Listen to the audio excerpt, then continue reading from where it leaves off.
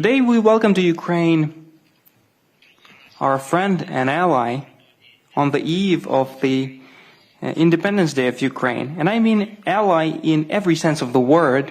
Mark has helped Ukraine, our defense, our relations with other partners during all these years. Since the beginning of this war, since the start of the full-scale invasion, both during his term as Prime Minister of the Netherlands and now as NATO Secretary General. We highly appreciate your personal support, Mark. I thank you very much. And today we've discussed first and foremost which of our next joint steps can give Ukraine and all of Europe more of security and bring the real end to the war closer. First is security guarantees. We have achieved together with all our partners an important mutual understanding with the United States of America. The US is ready to be part of the security guarantees for Ukraine, and this is for the first time that we've reached such readiness. Now, virtually every day, the negotiations on the specific content of security guarantees for Ukraine are ongoing on the level of NSAs, on the level of our military diplomats of all teams. Yesterday, there was a call, Ukraine, all of Europe, and the US. Today, such work will continue, and I'm grateful to everybody who's involved in this. Our general aim is what is formulated in the dialogue with our partners as Article 5-like guarantees.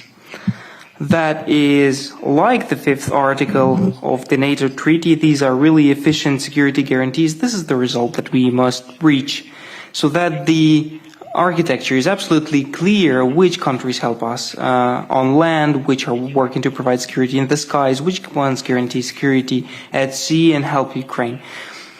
Also, this is the question of financing for our army in the numbers and quality of the Ukrainian army that will be a protection for Ukraine. In many ways, this is based on our cooperation with NATO, with our partners, cooperation that we already have.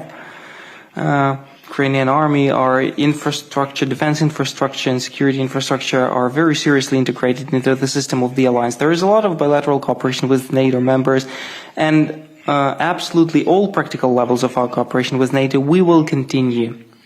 The second one is the weapons for our warriors. Now, Pearl program is working. Thank you so much, Mark, for this initiative. It's very strong. The program that allows to procure American weapons using the funds of the partners. This program now foresees $1.5 billion from our European partners. The new participants will join soon, and I thank everybody. This allows Ukraine to buy from America such undoubtedly needed things as air defense, of course, first and foremost, Patriots and missiles and HIMARS and other weapons. And I'd like to thank you, Mark, once again for the organization and for the coordination of this program.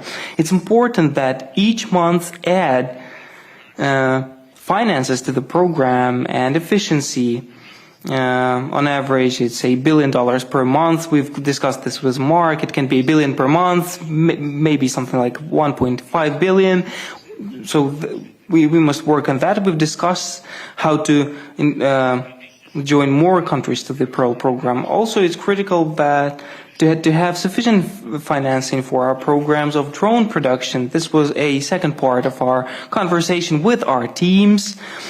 Solely about the internal production. The Ukrainian potential to produce is way above our current financial capabilities, and we're working to close this gap.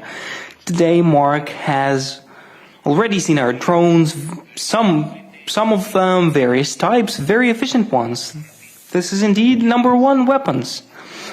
Weaponry that repels the enemy's attacks, holds the front line, and we decrease in such a way the numbers of losses, and that's probably the most important thing, that we decrease the amount of losses using drones. The Russians increase the usage of drones. We see that. We have everything for our countermeasures, and financing is important. In the near future, we must close the gap in financing. We have spoken about that already. It's not a secret. It's slightly more than $6 billion